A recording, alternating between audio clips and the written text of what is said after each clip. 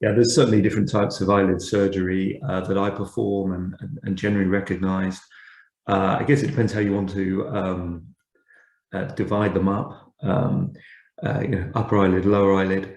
But I guess the broad division is functional and cosmetic.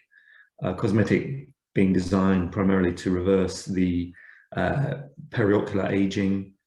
Functional would be to do with perhaps reconstruction after skin tumor work. It's surprisingly common to have skin tumors and tumors around the eyes affecting the eyelids, and reconstructing those would be relevant.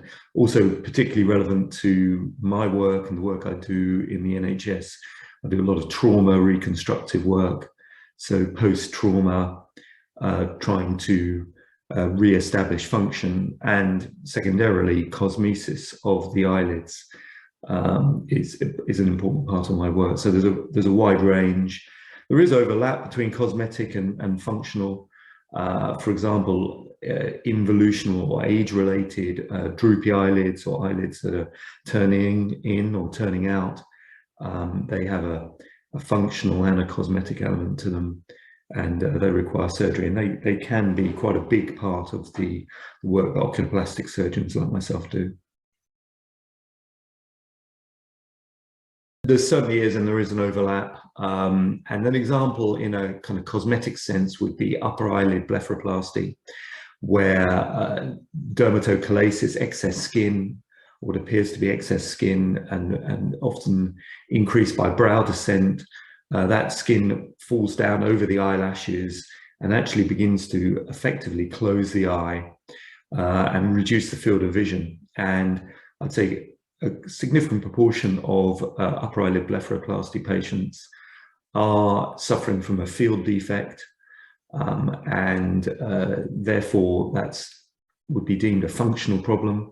Also, the fact that the brows descend, so you compensate by raising your eyebrows, that's recognized as causing headache and periocular aching sensation, can even precipitate migraines.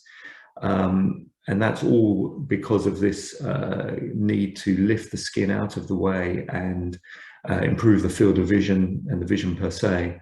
So an upper eyelid blepharoplasty or brow surgery can actually resolve those migraines and that periocular headache and aching sensation. So there's a couple of examples where there's a significant kind of functional component to what would possibly be considered a cosmetic procedure. Well, all surgery practically in the body, there would be discussions about infection, bleeding, and scarring. We're very lucky in the eyelids in that we can make incisions where minimal or no scarring occurs. It's virtually invisible to see where we've been. Infection is also extremely rare with eyelid surgery, possibly because we give antibiotics, but also because it's a very vascular area. There's lots of blood vessels. That probably explains why bleeding can occur.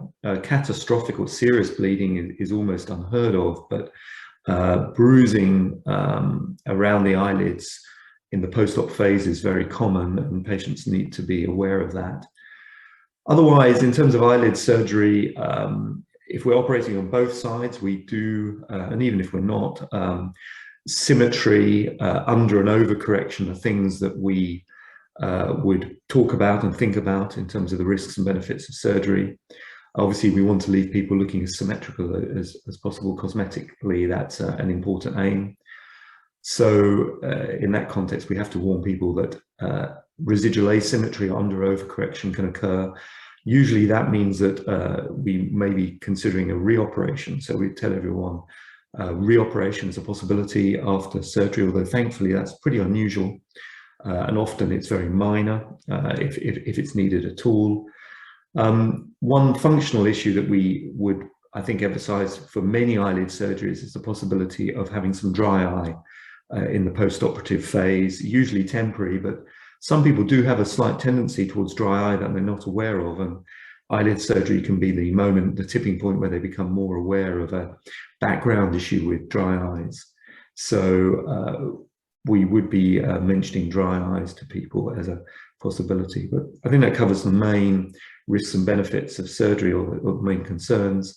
Obviously, different specific procedures have particular different risks. For example, fat removal in blepharoplasty would have additional risks that we'd want to talk about.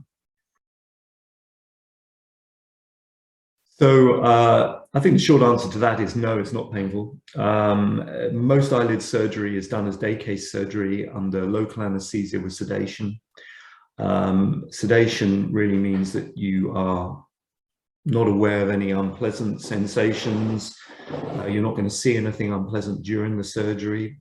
Very often you have your eyes shut, so you're not going to see anything and you're not going to feel anything. The local anesthetic injections are stingy, but sedation is very effective at minimizing that and keeping people comfortable during surgery. In outpatient surgery, where sedation is less widely used, it is stingy, the injection, but it's a bit like a dental injection, and it goes off very quickly. But for the majority of significant eyelid surgery, that's all done in the main operating theatre, local with sedation. In the post-op phase, it's surprisingly comfortable. Really, we only recommend paracetamol. We ask patients, in fact, to avoid aspirin and ibuprofen because it can tend to make bruising worse. So tend to ask patients to avoid those types of analgesics in the immediate post-op phase.